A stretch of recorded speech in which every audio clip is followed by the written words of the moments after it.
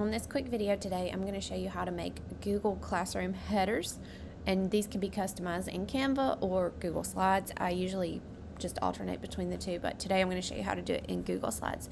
So you want to first make sure that you have your page set up correct to the correct size so that when you download it as an image, it fits perfectly. So you want to go to File, Page Setup, Custom, and then you can see the dimensions I have. I have 16.67 by 4.17 inches, and then you just apply that.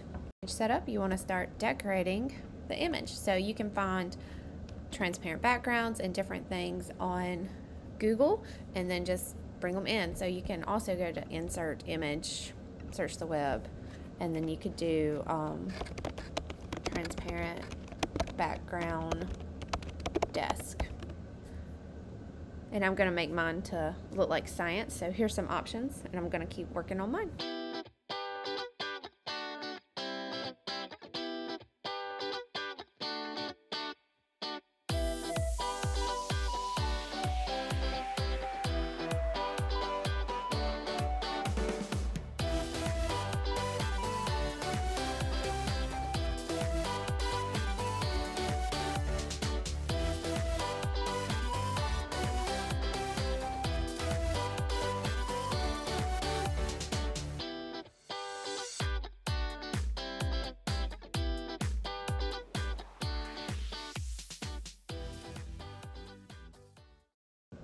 Once you have your picture finished, you need to download it as an image. So you go to File, Download, and then you can use JPEG or PNG. So you want to download your image.